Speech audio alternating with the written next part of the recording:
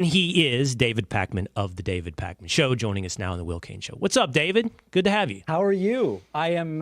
It's a pleasure to be here, and I look forward to exploring and engaging in dialogue during which we'll figure out, are you one of the good faith participants at foxnews.com? Well, I'm excited to have you be my judge, jury, and executioner on my faith. But I'm excited more to have you here. We'll at times debate. We'll also explore, like you said. By the way, David, I don't know how familiar you are with me, but I think I've got a pretty strong track record of being someone who engages the opposite side in good faith, whether or not that's on ESPN or on Fox or wherever I have appeared in the past. And I have no intention of it being any different today here on The Will Cain Show. So, David, let's start with current events. Let's start with news. We'll find some disagreement, but we're also going to search for understanding as well. So Please. I was watching you recently, and you were talking specifically about Trump this past weekend at the NRA convention. If you're cool with this, what we'll do now is we'll play a clip from The David Pakman Show on YouTube, and it will include a clip of Donald Trump from the convention at the NRA. Some calling it a terrifying cognitive moment. Nation in the history of the world.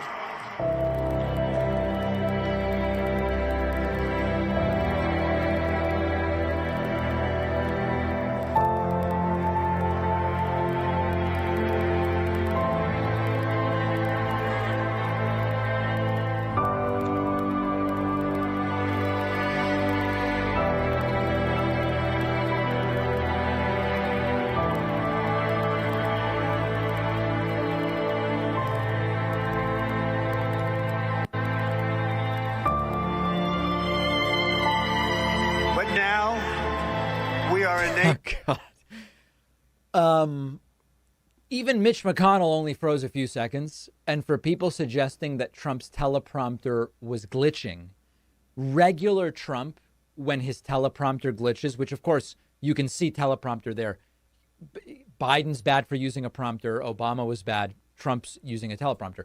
For those who were suggesting it was glitching, normal Trump wouldn't do nothing for 35 seconds. He would rant about the teleprompter. So now we're back live here on The Will Cain Show. For those of anyone listening on Apple or Spotify, the video shows Trump just kind of, I mean, he's not frozen like Mitch McConnell, but he's not speaking for 35 seconds. I say that, David, because Mitch McConnell stared into distance and literally froze. Trump just doesn't talk for 35 seconds. And your takeaway, based upon the headline of your video and kind of what you had to say there, is this is terrifying. And the contention seems to be, you know, in essence, he's falling apart. This is like what the right points out about Joe Biden. Yeah, so later on in the clip, which you didn't play, I say very clearly, I'm not saying this is the same phenomenon as with Mitch McConnell. This may be more of a sort of reflecting Trump's total social disconnect from what's going on around him, and he may think that he's being deep and sort of connecting with the audience in some way by being completely silent for 35 seconds. It may be that Trump has gotten completely disconnected from sort of like society around him. It's something very strange and nothing that makes him look particularly with it. Now, I think this will be the real kind of test here. I'm willing here to stipulate that Joe Biden is not as sharp as he was 10 years ago. I've said it. If you look at the Paul Ryan debate where he ran circles around, I'm ready to stipulate that. I would have preferred someone else as the nominee. I'm wondering if you're ready to say the same about Trump compared to even 2 years ago and 4 and 10 and 12. If not, you may be in the cult, my friend. Okay, well, you have set the terms of defining me. I reject the test on whether or not I will admit to some kind of like mental slippage from Trump compared to 10 years ago, which, by the way, in the abstract, yeah, I'm sure that to be the case. Any 77-year-old probably isn't the same guy that he was at 67 years old. But here's what I think is going on. First of all, let's deal with the technical parts of this particular clip. I don't know. I don't know if the teleprompter glitched. That's probably not my suspicion of what happened. My suspicion is what you're suggesting secondarily. I think that what happened there, and this is me guessing, right? But that music, and I'm going to admit, that's weird, like the whole music underneath when he's speaking. The music picks up, it's loud, and he senses some sort of dramatic moment and leans into that dramatic moment, which I will agree is kind of weird. But, I mean, I don't think it reflects some kind of social disconnect from Donald Trump when you look at the way, we'll see if you can stipulate to this. He clearly connects with an audience in gathering no matter what the truth is, we can both agree, really big audiences. When I say truth about the literal size, really big audiences at rallies. And I think that's probably what happened in that 35 seconds. He was overly dramatically leaning into whatever was going on with that music. Yeah, being able to connect with an audience of 107,000 would be remarkable if such an audience existed at an event that really had 15,000 people. So when you say the truth of the audience size, probably a conversation for a different day. Here's my kind of view on this, because I'm not a mental health professional. I think your background is in law, so I think you aren't either. At this point, I've interviewed 4 different mental health professionals. They all agree Biden is slowing down. And when you understand the things that are tough for Biden, combined with his lifelong stutter, he very quickly corrects himself when he gets a fact wrong. He shows certain signs that they say are appropriate for an 80-plus-year-old guy.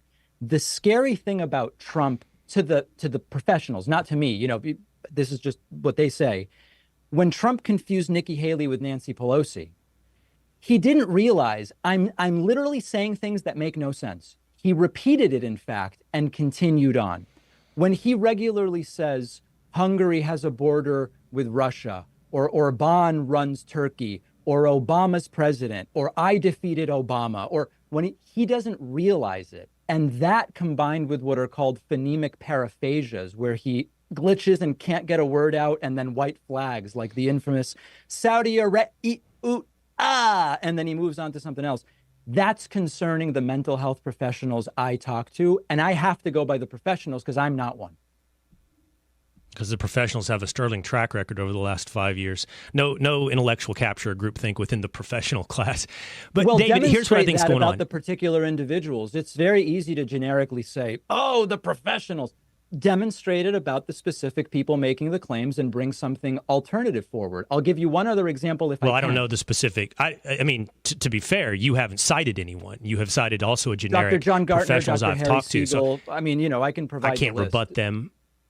Yeah, but I haven't seen what they had to say or don't know who they are, so I can't sit here and rebut their testimony to you on the David Pakman show. What I can say is I think this is, and I'm saying this, and this isn't, I don't want one of these slap fight stupid debates, and we're not. I don't think any of us are going to do that. No. But here's what I think's going on, David, and I'm going to be real with you, and you just tell me, Please. No, Will, I think you're wrong. That's not what I'm doing. I think you're creating a false equivalency. So I think what you're doing, and I'm not going to argue for Trump's perfection, but this is like you going 90 miles an hour in a 55 and trying to point out that I went 60. Yeah, okay, Trump has some failings, but they don't measure to the thing that you admitted, which is Joe Biden just this week said, that he was vice president during the pandemic. He didn't correct himself right after that, David. He said Obama sent him to Detroit to work with the mayor of Detroit during the pandemic because he was vice president. We're off by how many years are we off by? By like 7 or 8 in that situation. 6 years in that situation. But that's just one anecdote, and we could just go on. And I think that what you're doing is seeing your own vulnerability. And when I say that, your own, in that you're sort of arguing on behalf of Biden and I'm sort of arguing on behalf of Trump in this pseudo debate. You're sensing your own vulnerability and trying to, offer up some equivalency, which is just totally off. Trump may be going 60 and 55, but Biden is veering off into the ditch at 120. Okay, I think I understand your perspective. I do, like you said, I do totally disagree with you. And I think the greatest example of this is the following. All of the predictions about Biden's decline fail to materialize, and he does fine. I'll give you some examples. 2020 primary. He's going to debate Bernie. He won't be able to speak. He won't know it's a debate. He'll soil his diaper. He does fine. Okay, now the 2020 debate against Trump is coming up. He won't even be able to stand. He'll be facing backwards. He'll fall down. It's absolutely fine. He ends up winning the election. Okay, State of the Union's coming up. He can't possibly deliver a 100-minute speech. He does it, and it goes so well that now they've switched to, it's so good he must be on drugs, yet they can't cite the drug that would achieve what it is that they claim is being achieved. To counter that, Will. Well, can I just ask you on that, David? I can't prove that, right? But I know you did this on your show recently, and you can you really dismiss that as absurd, though? I mean, I can't Sorry, I don't prove know. it. What are you talking about right now? You're bringing up, oh my God, he's done so good that he's on performance-enhancing drugs of some kind. He's shot up with something. It's all over your network. Have Obviously, you seen I the can't. morning show on Fox News?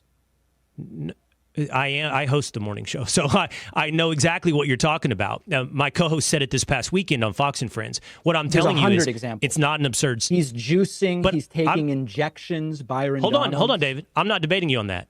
I know you're that it's being agreeing. said. Okay, good. What I'm asking, I'm not. I know that it's being said. What I'm saying to you is, it's not absurd to say it. I don't say it because I can't have proof in it. But every single one of us watching, including not just the right and Republicans, wonder, how is it one guy one way, and in these big moments, these big stages like you talk about, a different guy a different way? And I don't think it's this like absurd leap to go, whoa, Provigil, Adderall, I don't know, whatever. But he's on something that's amping him up because he's a different dude. Let's talk about Adderall and Provigil. Now we're in substance. Now we're getting into it, right, Will? Adderall and Ritalin, they work 4 to 6 hours. The idea that Byron Donalds presented on your channel, that by the end of a 1-hour speech he's fading, not how Adderall and Ritalin work. And Adderall and Ritalin famously don't cover up cognitive decline, and when there is cognitive decline, can generate anxiety and more difficulty speaking. So Adderall, Ritalin wouldn't do what you're saying. So you're saying there's no drug that could be serving as a performance enhancer for Joe Biden in these situations. You're jumping ahead. Let me get through it. So Adderall and Ritalin wouldn't do what you're suggesting. Provigil has a 12 to 15 hour duration. So again, like Byron Donald goes, you can tell because it wears off at the end of an hour. It doesn't work that way. And also Provigil's effect on dementia is 0. So now let me turn it around to you. You tell me the drug. It's weird to say, I think there might be a drug. David, tell me which one it is. You tell me what drug would do what you're suggesting. Now, to be fair, okay, you've done two things there, okay, and we're shifting burdens of proof. But my burden of proof is not. You asserted drugs, and I'm asking you what drugs. I did not. Hold on, walk with me here. First, the Byron Donalds argument is a straw man with me because you specifically rebutted that it wears off. I never said that, and I don't think that undercuts or rebuts the idea that he could be on some type of performance enhancer. I also didn't make the affirmative statement that he is on performance enhancers. What I said to you is, you have contended that's absurd. Look at the guy. This is evidence of his cognitive abilities that he can rally for these big moments. What I'm telling you is my co-host or anybody else that says, or somebody sitting at the backyard barbecue says, he's injected on all kinds of things to amp him up for the debate is not an absurd supposition. I don't have to prove the affirmative on it. I just have to tell you, you rejecting it is the burden of proof. You can't reject, and I think you have a hard hill to climb to say, there's no way he's on anything like that. In order to say it's not an absurd suggestion, you have to at least plausibly bring a specific substance known to man that would do what is being alleged, which is it would take someone suffering from cognitive decline who struggles to even understand what he's saying and make them coherent in the way that it is being described. So the burden of proof is on those who say it's plausible to say, here's the list of drugs that could do it. And even here's one other thing before you jump in. I wouldn't expect you to come up with the right drug because yesterday morning, Dr. Ronnie Jackson on Fox News couldn't even propose what drug would do it. If the pill guy from Air Force One can't suggest it, I know you're not going to be able to. Well, and okay, to be fair, also, just because I'm into the logic of these debates, you rebutted Adderall based upon the premise of Byron Donald's statement that it wears off. That's only one additive to the contention that is only by one man, Byron Donald, that it wears off. It doesn't undercut the idea. Forget about Byron. It also does not hide dementia symptoms, and it can make folks with dementia more agitated and anxious, which would be very bad for Biden's speeches. Once again, though, David, you're using specifics, and I appreciate your use of specifics on certain things, but you put into I'm using specifics. But you're planting the debate. You keep planting my position. But then give me the drug. I can't diagnose Adderall. You mentioned No. Adderall. You're building assumptions on top of one another with me. For example, I haven't made the contention that he has dementia because I'm not a doctor. I can't diagnose him. But I can also look at him as a common sense human being and go, something's not right with Joe Biden, whatever it is. Then you use my assumption that I said dementia or whatever else it is, and you said and then Adderall use that and as a way to say there's no performance enhancer that could solve these specific things that you made as part of the assumption. Here's what I think, Will. I think the Biden cognitive decline story is a loser for the right, and this conversation is proving it. I'm willing to leave it there. Okay, I disagree because I'll tell you this. We're talking about the average independent out there. I actually think it's one of the most important voting factors for the average independent. That they see what's going on with Joe Biden and they sense a lack of competency. I don't mean in just intellectual failings. I mean age-related decline. Why isn't it showing up in any on. poll that is a major concern for independent voters? Yeah, I don't know. I don't know. Sure. By the way, maybe it's not. Well, I mean, maybe it is. David, let me ask you this. Let's both do this. I want you now to tell me your biggest criticism of your quote-unquote side. Okay. Just define my side so I know what we're talking about. I wondered if you would do that. I mean, I well, think what it's I mean fair is to say I'm not a that Democrat, so I just want to clarify. I'm not a Democrat. So if positionally you meant the on Democratic the left? Party, the left. Okay, fair. No, that's fair. I just want to make sure we're on the right I don't like terms parties. Here. Good. Yeah, I don't like my parties. My biggest criticism so right now of the left. You're the left. My biggest criticism right now of the left is what I call litmus test leftism, where we might agree on 95% of stuff, but there are certain litmus tests that are put in place by some of my fellow leftists, which if you don't meet or pass, you're kicked out. And I've cited over the years many examples of this. When Jewish women weren't oppressed and intersectional enough to be part of the Women's March leadership, I immediately was alienated from the entire Women's March movement. Or when the Queers for Palestine all of a sudden is melding movements that I think are separate movements, and I get alienated from the LGBT movement because I see the hostility towards folks like me who have a more balanced view on Israel, Gaza. That type of litmus test leftism is one of my biggest gripes with my side right now. All right, and to be fair, so I think that argument or that failing of the right has been something that people have talked about as well. It's like everything has to be pure at this point. But I'm actually not going to do that, even though I'm going to admit that's also a failing on the right. I would say the biggest criticism I have of quote-unquote my side is that there's too much playing to the cheap seats, that there is too much, it's cliched to say outrage, right? Clickbait, viral. There's too much emphasis on what political people would say is rallying your base as opposed to winning over independents.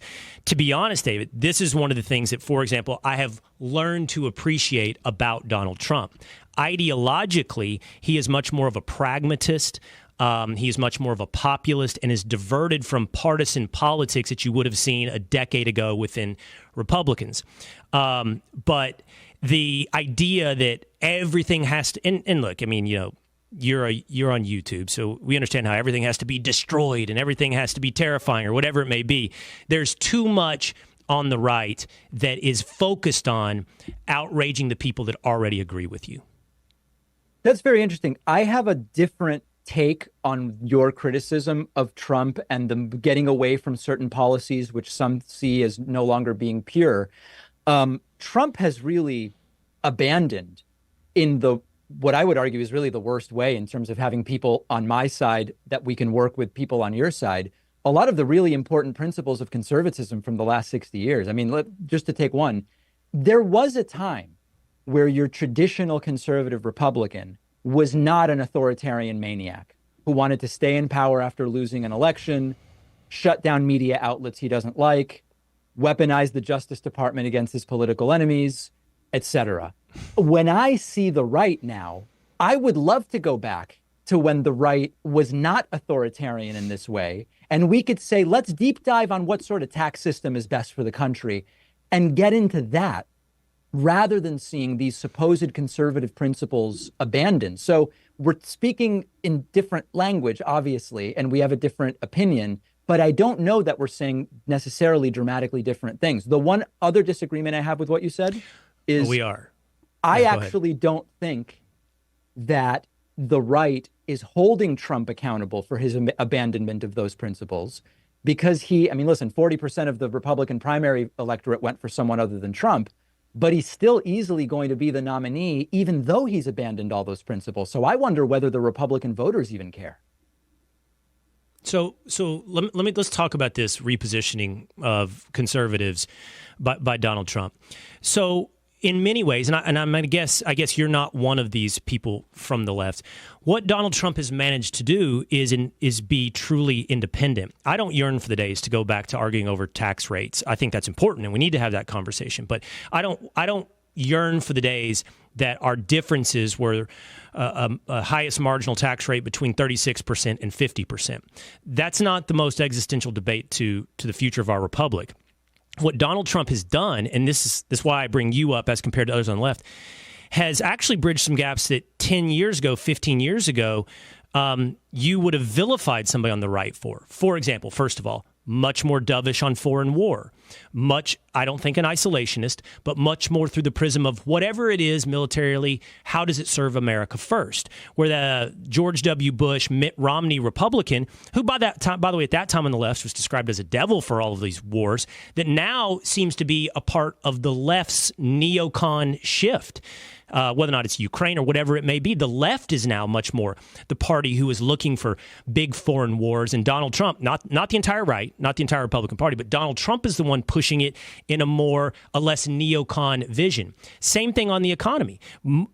10, 15 years ago, it was the left who was concerned about domestic production. And let's talk about tariffs on various places like China, when the right was more libertarian capitalism, free trade. And I think a concern for the middle class and the American working class is a good repositioning because of Donald Trump. By the way, we've seen the movement, for example, of union voters towards Donald Trump, previous Democrats towards Donald Trump because of that kind of position. And I think that what I worry about your side, I don't know if it's a repositioning or if it's a truth. You're too wedded to institutional power. There was a time when the left was skeptical and rebellious of institutional power, and now you're indistinguishable from institutional power. Whether or not it's the experts you quoted, or that's a side note, but like the medical establishment all the way to the top, government authority, including the military-industrial complex, the left's embrace of institutional power as a sign of their devotion to democracy is incredibly concerning. Yeah, there's a lot there. I don't know that we can do all of that in the depth that it probably deserves in the time we have left, but I would say a couple things. I think your analysis of Trump's shifts are accurate if you replace what's best for the country with what's best for Trump. I agree with the analysis. I would just replace that. The prism through which Trump analyzes everything is what is best for him. I mean, I think the abortion thing is a great example where at the end of the day, he got his 3 justices, Roe v. Wade's overturned, disaster politically in the sense that there's more of the population now thinking abortion should be legal in most cases than ever in American history. And Trump realizes this may not be good for me. So what does he do? He just basically says, hey, listen, kind of whatever. Like, if you don't like it and you want to ban it in your state, cool. Some states are going to say it's fine. And hey, that's it. As long as you vote for me, essentially do whatever you want. So my one modification to the way that Trump has modified things, it's what's best for him. I'm sure you'll disagree, but that was kind of the first thing that No, I won't disagree, but I'll just ask you this, just as one interjection on that point. Yeah. So what? If his motivation is to get elected? What is the following? Real quick, let me finish the thought, please. Okay. Real quick, just finish that. So what? So what his motivations are, whether or not it's adherence to some ideological belief or his own personal political success, so what? That doesn't distinguish him from any other politician outside of the founding fathers, quite honestly. The most politicians are doing something for their own personal electoral success. But if it gets us to the right place, so what when it comes to the motivation?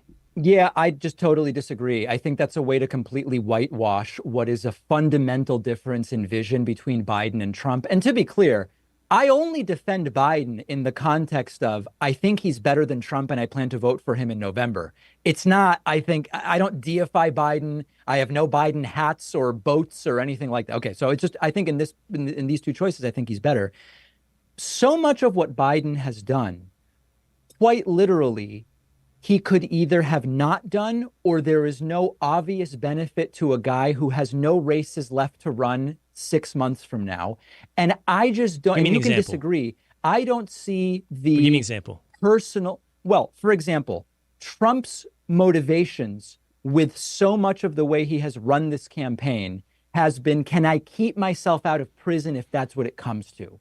To say so what to such a self-centered motivation is very different than saying, well, Biden did chips and science because it'll be generically good for his presidency. These are very different things. And while I agree with you that to some degree, anyone who thinks I'm qualified to be president has some egocentrism, there's no doubt about it. I do think that we're conflating two dramatically different things here. It may just be a difference of opinion. I see them as very different. Well, but stay with Biden for 1 second. I mean, positionally, he's an entirely different human being than he was, certainly from the 90s, from the 70s, even from 10 years ago. I mean, he's switched positions on really important issues. He is absolutely 180 degrees different than who he was in the past. He's the Hyde Amendment and abortion, student loan forgiveness. It's a blatant electoral ploy, and he's the guy that helped create the student loan industry and ensured that students wouldn't have bankruptcy protection and getting out of student loans. That's Joe Biden from the state of Delaware, and today he wants to forgive student loans in order to get elected. Obviously, but is crime. This a criticism everyone's because pointed he that out. Changed opinion, or a criticism because he changed to an opinion you no longer like? Neither. I do not begrudge a politician changing his opinion. This is about your indictment of motivations. It's about you, and you're saying, I said motivations don't matter. But you're giving Joe Biden some kind of pure motivational ploy that he does things regardless of his electoral ploy. I'm telling you, he's doing all these things so that he can get elected to a second term. I think it's obvious that many of Joe Biden's positions over 50 years have become more in line with what we are now seeing on the left. I mean, listen, rescheduling cannabis, right? I don't think Joe Biden was interested in, nor did it fit in with what the left wanted to see in the early 90s to get cannabis off of Schedule 1, for example. I think that Joe Biden's position has evolved on that in alignment with where the country has gone. The difference is Trump becoming anti-abortion at age 68 because he met a kid that he liked and the mom said, I thought about getting an abortion. I'm glad I didn't. And now we are supposed to believe at age 68 that made Trump against abortion. That is totally self-centered and driven only in what can I use to get people to support me. It's obviously untrue. Trump is obviously pro-choice personally. I just see that as different than Biden's position on cannabis evolving over a 50-year period. I think cannabis is one, but I mean, we're peering into the motivations. My contention is pretty simple. Politicians do things they think are popular in order to get elected. So, pick the ones that hold the positions or changing towards the positions that you believe. So, and by the way, those who are competent and strong leaders. Let's do this really quickly, and then I'm going to return to current events. Now I'm going to offer the biggest criticism of my side, and I'll offer the biggest criticism of your side. Singular. We'll do it singular, right? I mean, listen, it's so tough. It's so tough. I think if I zoom out from any particular issue, quite frankly, I just think your side has essentially abandoned a shared basis in fact from which we can discuss almost any issue. I mean, that's a hard one for me to rebut generalized. And I know that it's tough because you it's do true, a show on this on a daily basis, but well, I mean, again, like you said earlier, you and I could do hours on this, but the party that's interested in a misinformation bureau while peddling misinformation is not one that's wedded to reality and the facts. My biggest criticism of your side would be the following. It's unmoored. While Donald Trump has moved Republicans in a populist direction, and populism's a fire you have to be careful with. It'll burn out of control. The plus side of populism is you're perhaps more in touch with the voter, their concerns, but you have to have principles to keep that fire under control. Yours is totally unmoored, and What was this? What's a sin today was a position yesterday, and the speed of which it goes, progressivism in general, is impossible to keep up with. I mean, Barack What's an Obama example of that? would be considered. Gay marriage is an easy one. Moving into LGBTQ issues, moving into trans issues. I mean, like Barack Obama was opposed to gay marriage. Here we are, 10 years later, a little more than that. And it's like we're having a fight about what is a boy and what is a girl and whether or not that can be self-defined. It's just totally unmoored from any kind of principle, and it follows whatever is perceived to be popular. I don't even think by the vast majority of people. You bring up cannabis. That's setting that one aside. I don't think you're following a 51% proposition on most of these unmoored positions. It's actually by a really radical, loud, extreme minority that drives you in these positions that are unmoored from principles, and who knows where that wind will take you. Your boat's going to end in really crazy seas if it's unmoored from not just like documents like limitations on power through the Constitution, but principles. Yeah, that is a lot. So first of all, some of these allegations maybe are more appropriate for other people that are considered to be on the left. They don't ring true to me. I mean, to say, gay marriage as an example, it's been, 18 years, I think, since Obama changed his view on that or something like that. Gay marriage was a fight that lasted decades, it seems.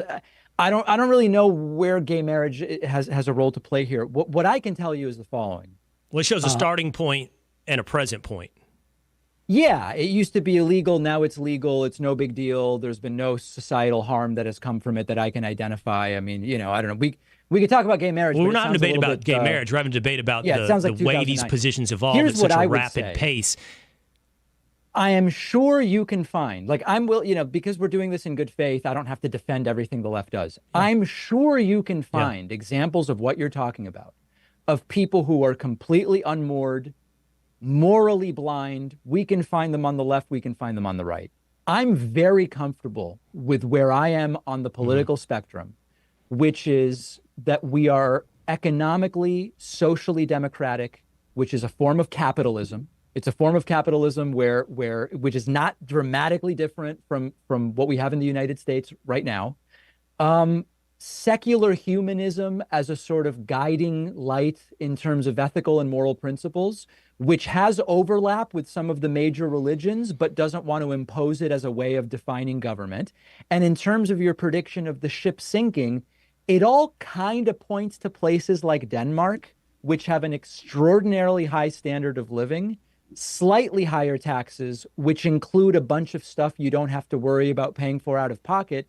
It's not a radical vision, in my view, and for most of the world, In the abstract, I understand. I understand it doesn't sound radical. What I would say is that point, always pointing to the Scandinavian nations as a model for the future, is just, it's like pointing to the moon. It's just not the same place as a nation of, what are we now, 350 million people, incredibly diverse. I mean, that's a homogenous society where a social safety net is much easier to sell than a diverse country like America.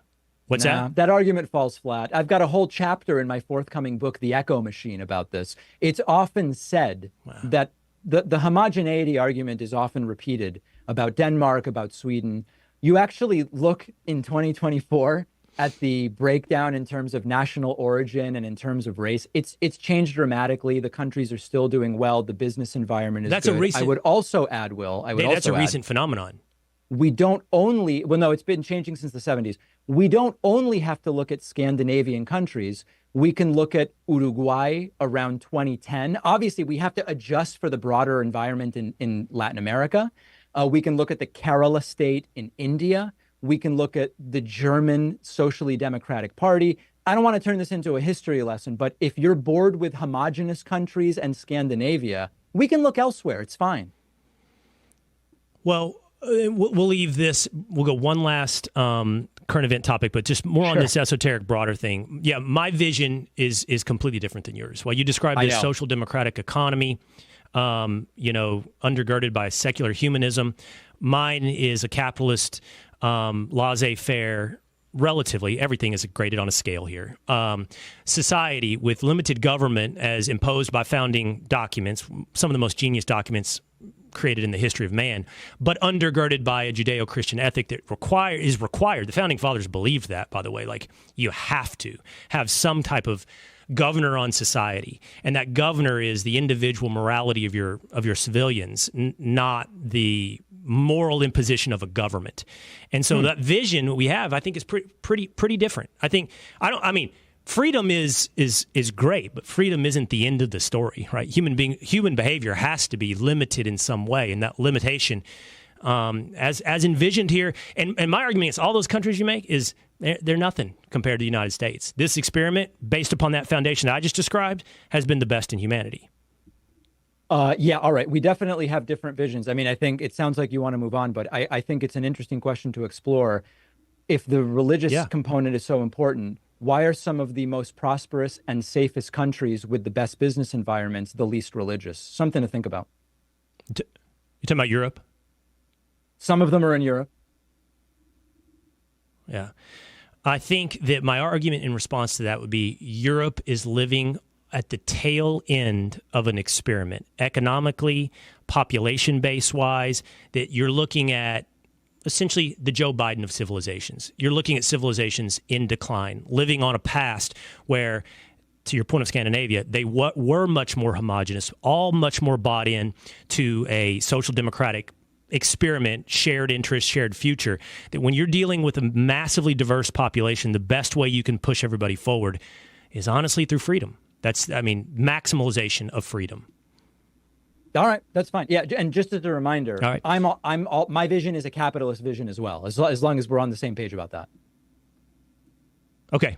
Let's do Michael Cohen really quickly. You did a video. You might have done it before cross-examination. You might have done it during direct, where you kind of like contended that Michael Cohen was undoing Donald Trump in New York, that it was devastating testimony.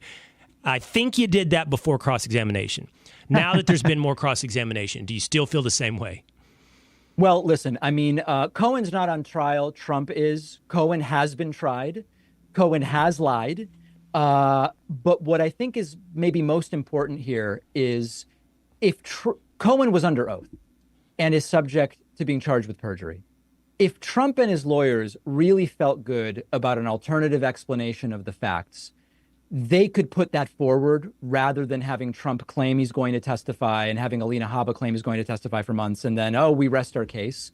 So the person who's under oath and subject to a legal problem if they perjure themselves is Michael Cohen. But maybe more importantly, there is so much corroboration to the big picture of the story, the 11 invoices and the general ledger entries and Trump slipping up and saying, we did this and we did that, that I don't know, it's going to come down to the jury. I wasn't in the courtroom. I don't know if you were, but I don't know that I have anything insanely explosive to say about this.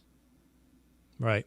I mean, I would just disagree. Michael Cohen is on trial because he is the star witness, so his credibility is essentially on trial. And, the fact that he's under oath, he has shown doesn't matter. I mean, he has no fidelity to the truth or to an oath. He's a convicted perjurer. And I think his motivations have been laid out in cross-examination. I mean, he hates Donald Trump. More than that, he's stolen from Donald Trump. I mean, that came out an admission of thievery, of stealing money from Donald Trump. So now you've got a star witness that hates Donald Trump, that's lied, that's stolen from him. And I mean, in the end, I can't predict what 12 human beings are going to do. I think we're all inherently emotional human beings, and it's hard for people to judge things based upon facts and evidence. So I don't know what they're going to do, but I think that Michael Cohen, it appears, and I accept as well my humility that I wasn't in the courtroom. Yeah. Appears a very, very weak star witness. Yeah, it'll be up to the jury to decide. There were more than a dozen other witnesses. They all had essentially the same story. There was this defense witness, Robert Costello, that went completely haywire and off the rails. The Trump defense didn't really present any alternative explanation. And so the question is, Costello testified that Trump didn't know.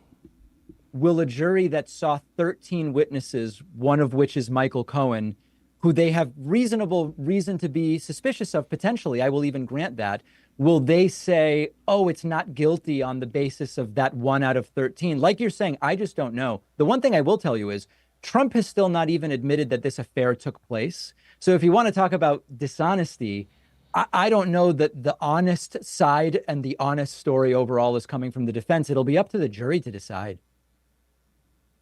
But and you and I can't. That's like you and me sitting here at halftime predicting the winner of an NBA playoff game. We can't do that. We have no idea what this jury will decide.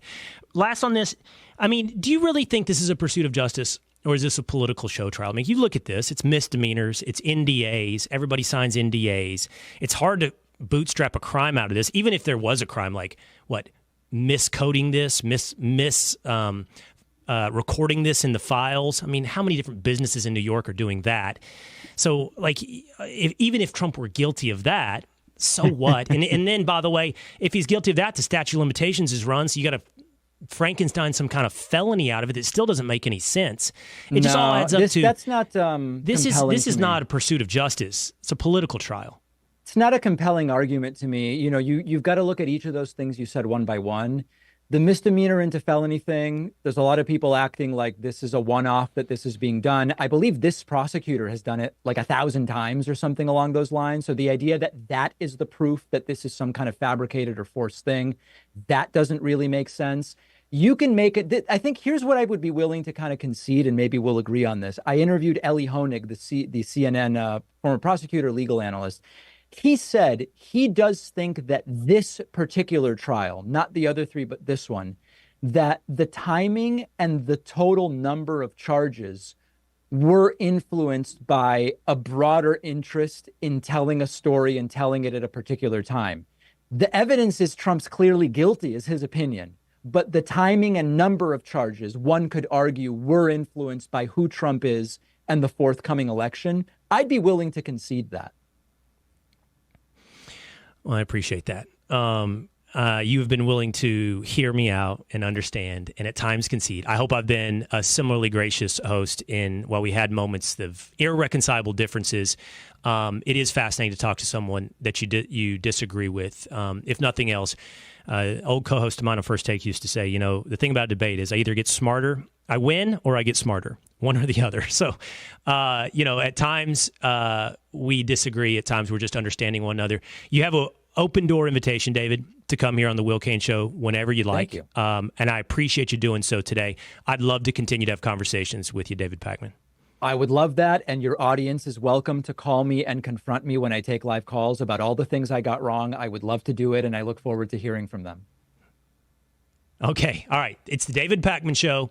It's on YouTube. As you mentioned, he has a call-in line, so you can participate in not just hearing me and him go back and forth, but you can go back and forth with him as well. David, thanks so much for your time today. All right. My pleasure. Thank you.